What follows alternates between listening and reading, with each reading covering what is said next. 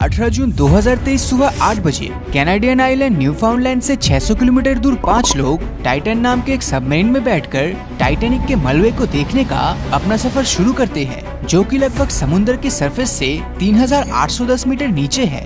इतनी गहराई में जाने की वजह से इसको काफी एडवेंचरस टूरिज्म माना जाता है। इसमें सवार हुए हर एक पैसेंजर्स ने लगभग 2.5 करोड़ रुपए खर्च किए थे इस टूर के लिए। इसे टाइटैनिक तक पहुंचने में 2 घंटे का समय लगना था और हर 15 मिनट के बाद ये सबमरीन एक सिग्नल भेजती है समुद्र की सतह पर खड़े अपने मदरशिप पोलर प्रिंस को। लेकिन बदकिस्मती से ये सफर स्टार्ट होने के ठीक 1 घंटे 45 मिनट बाद अचानक से ऊपर मौजूद इसके मदरशिप से संपर्क टूट जाता है और वो समुद्र की गहराई में गुम हो जाता है।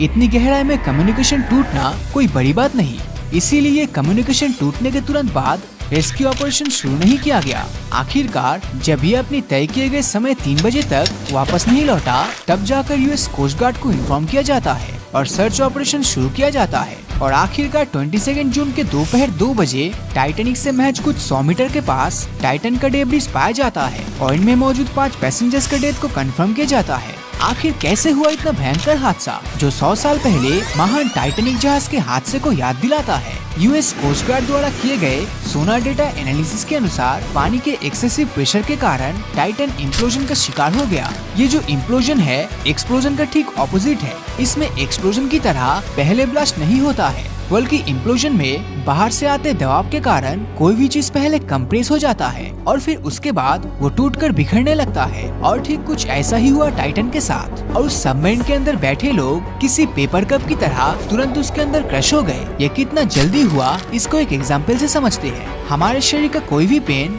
हमारे ब्रेन तक पहुँचने में 100 मिलीसेकंड का समय लेता है, वही हमारी आँख 13 मिलीसेकंड समय लेता है कोई भी चीज को देखने और समझने के लिए। लेकिन जब टाइटन इम्प्लोड हुआ तब हाई प्रेशर के चलते पूरा इंसिडेंट होने में 1 मिलीसेकंड से भी कम समय लगा। जैसे जैसे आप समुद्र की गहराई में जाएंगे, किसी भी ऑब्जेक्ट पर चारों तरफ से पड़ने वाला प्रेशर पानी के वॉल्यूम बढ़ने से इंक्रीज होता जाएगा। जितनी ज्यादा गहराई में आप जाओगे उतना ज्यादा पानी का वॉल्यूम चारों तरफ से आपके ऊपर दबाव डालेगा। फिर उसके बाद कोई भी सॉलिड ऑब्जेक्ट क्रश यानी कि इम्प्लोजन हो जाएगा। समुद्री सतह पे एटमॉस्फेरिक प्रेशर रहता है 14.7 psi, जो कि आप फील नहीं कर सकते। लेकिन हर 33 फीट समुद्र की गहराई में जाने के बाद ये प्रेशर बढ़ने लगता है और जहाँ टाइटैनिक के मलबे मौजूद है यानी समुद्री सतह से 3810 मीटर नीचे, वहाँ पर 14.7 psi प्रेशर 400 गुना बढ़कर लगभग 6000 psi तक पहुँच जाता है। इससे ही आप अंदाजा लगा सकते हो कि टाइटन सबमरीन को कितना प्रेशर झेलना पड़ा था। यहाँ पे ध्यान देने वाली बात ये है, ये कोई सबमरीन नहीं बल्कि सबमर्सिबल था। सबमरीन के साथ सबमर्सिबल का सबसे बड़ा अंतर है कि सबमरीन खुद के पावर से चलता है, जो सबमर्सिबल नहीं कर सकता। इसको पानी के अंदर जाने के लिए एक सपोर्ट शिप की जरूरत होती है, जो इस केस में पोलर प्रिंस था। टाइटन सबमर्सिबल कितनी गहराई में गया था, इसको हम एक एग्जाम्पल से समझने की कोशिश करते हैं। एक एवरेज इंसान का हाइट लगभग 1.75 मीटर होता है। इसको ध्यान में रखते हुए अगर हम समुद्र के नीचे जाए तो 93 मीटर गहराई में 240 मीटर लंबा शिप लुसिटेनिया के मलबे मिलेंगे। 320 मीटर गहराई में किसी भी इंसान का हाइट स्कूबा डाइविंग से पहुंचने का रिकॉर्ड है। 500 मीटर गहराई में लास्ट ब्लू व्हेल देखने को मिलता है। 1000 मीटर गहराई में ऊपर से आने वाला लाइट खत्म हो जाता है। 1828 मीटर गहराई में ग्रैंड कैनियन का डीपेस्ट पॉइंट मौजूद है। 2250 मीटर गहराई में जायंट स्क्विड पाया जाता है, जिसका लेंथ लगभग 14 मीटर और वेट लगभग 750 किलो हो सकता है। और 3810 मीटर गहराई में टाइटैनिक का मलबा 2 टुकड़ों में मौजूद है। लेकिन टाइटन के 3810 मीटर गहराई में जाना ये इतना हैरानी की बात नहीं, क्योंकि 2014 में टाइटैनिक मूवी के निर्माता फेमस डायरेक्टर जेम्स कैमरन ने दुनिया के सबसे गहरी पॉइंट यानी कि मैरियाना ट्रेंच में स्थित चैलेंजर डीप को एक्सप्लोर करने के लिए डीप सी चैलेंजर नाम के एक सबमर्सिबल में बैठकर समुद्र के सरफेस से लगभग 10,908 मीटर गहराई में गए थे, जो टाइटैनिक के मलबे से लगभग 3 गुना गहराई में स्थित है।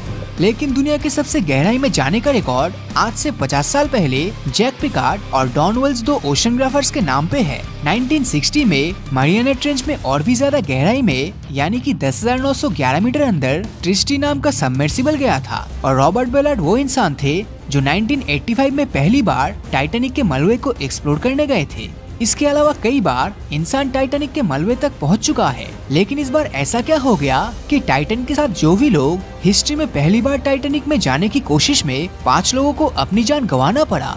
18 जून के टाइटैनिक के सफर में टाइटन सबमर्सिबल में 5 लोग सवार थे, जिनमें 3 time Guinness world record holder Hamish Harding सवार थे, जिन्होंने जेफ बेजोस की कंपनी ब्लू ओरिजिन के साथ स्पेस का सफर भी किया था। हैरान करने वाली बात यह है कि इन्होंने 2021 में मैरियाना ट्रेंच का भी सफर तय किया, जो पहले ही बताए टाइटैनिक के मलबे से 3 गुना और गहराई में मौजूद है।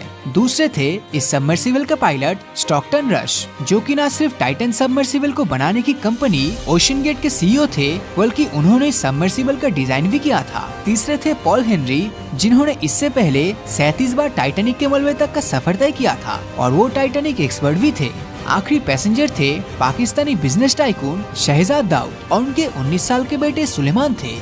15 अप्रैल 1912 को टाइटैनिक डूबने के बाद कई सालों तक इसे ढूंढने की काफी कोशिश की गई, लेकिन अटलांटिक महासागर के हार्श कंडीशन के कारण ये काम इतना भी आसान नहीं था। फिर सितंबर 1985 यूएस नेवी ऑफिसर रॉबर्ट वेलार्ड ने आखिरकार समुद्र की गहराई में आरएमएस टाइटैनिक के मलबे ढूंढ निकाले। टाइटैनिक अपने पीछे इतने सवाल छोड़ गए थे कि अब इसका जवाब जानना जरूरी हो चुका था, जिसके चलते कई देशों के एक्सपर्ट्स और रिसर्च की टीम टाइटैनिक के मलबे तक का सफर तय करने लगी। मशहूर डायरेक्टर जेम्स कैमरन ने 1995 में टाइटैनिक शिप के मलबे को कई बार सफर किया और फिर 1997 में टाइटैनिक फिल्म को रिलीज किया, जिसके बाद लोगों के अंदर टाइटैनिक को लेकर क्रेज और भी बढ़ने लगा, जिसके चलते 2017 में ओशन गेट कंपनी ने फर्स्ट टाइम टाइटैनिक के मलबे को देखने का प्लान बनाया। हालांकि ओशन गेट के पास टाइटन के अलावा एंटीपोड और साइक्लोप्स नाम के और 2 सबमर्सिबल थे, जो 300 और 500 मीटर तक समुद्र के अंदर जा सकता था, लेकिन टाइटन इकलौता ऐसा सबमर्सिबल था जो 4000 मीटर तक समुद्र की गहराई में जाने की कैपेसिटी रखता था। 18 जून 2023 को सुबह के 4 बजे इस सबमर्सिबल का सफर शुरू होना था, लेकिन कुछ टेक्निकल ग्लिच की वजह से 4 घंटे बाद सुबह 8 बजे को टाइटन सबमरीन का सफर शुरू हुआ। इसके ठीक 1 घंटे 45 मिनट बाद ही सतह पर मौजूद मदरशिप पोलर प्रिंस से इस सबमर्सिबल का संपर्क टूट गया। समुद्र की इतनी गहराई में वायरलेस सिग्नल का टूटना बहुत ही नॉर्मल बात थी, इसीलिए शुरू में इस बात को सीरियसली नहीं लिया गया। ये पूरा ट्रिप 7 घंटों का था, यानी दोपहर के 3 बजे उन्हें सतह तक आ जाना चाहिए था, लेकिन 3 बजे के बाद भी जब टाइटन से कोई संपर्क नहीं हो पाया और ये सबमर्सिबल क्रू वापस नहीं लौटा, तब सतह पर मौजूद मदरशिप में बैठे क्रू यूएस कोस्ट गार्ड से मदद मांगने लगी। अगले दिन मंडे को यूएस और कैनेडियन प्लेन्स और शिप्स ने इस पूरे एरिया में सर्चिंग ऑपरेशन शुरू किया। उन्होंने न सिर्फ समुद्री सतह तक बल्कि सोनार स्कैनिंग की मदद से समुद्र की गहराई में भी सर्च जारी रखी। इस एरिया में जितने भी कमर्शियल शिप्स थे उन्हें भी आगाह कर दिया गया। अगले 2 दिनों तक ये सर्चिंग ऑपरेशन जारी रहा, लेकिन टाइटन सबमरीन का कोई नामो निशान नहीं मिला। उम्मीद लगाया जा रहा था कि ये सबमर्सिबल ब्रेकडाउन हुआ है और इसमें बैठे 5 पैसेंजर्स फंस चुके हैं। इस सबमर्सिबल में 96 आवर्स का ऑक्सीजन सप्लाई था, इसीलिए समय हाथ से निकला जा रहा था, लेकिन फिर एक उम्मीद की किरण नजर आई।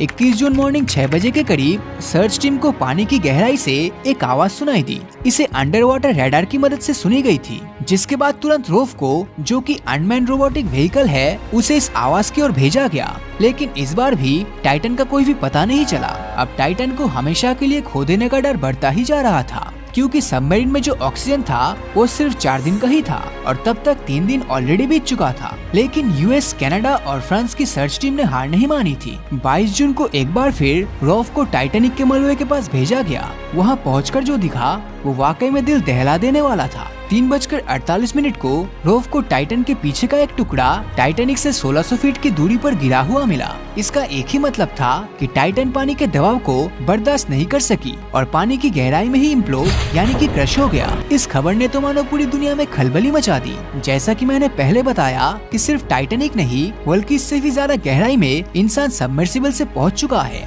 लेकिन टाइटन में ऐसा क्या प्रॉब्लम था जो इस हादसे का शिकार बना? इसको समझने के लिए ये जानना जरूरी है कि टाइटन एक नॉर्मल एक्सप्लोरेशन सबमर्सिबल नहीं बल्कि एक्सपेरिमेंटल सबमर्सिबल था, जो कि इसे एक्सपेरिमेंट के लिए ही बनाया गया था। इसीलिए इसके फाउंडर ने इसके शेप को स्फेरिकल चेंज कर सिलिंड्रिकल शेप कर दिया और इसके पीछे का सबसे बड़ा कारण बिजनेस था।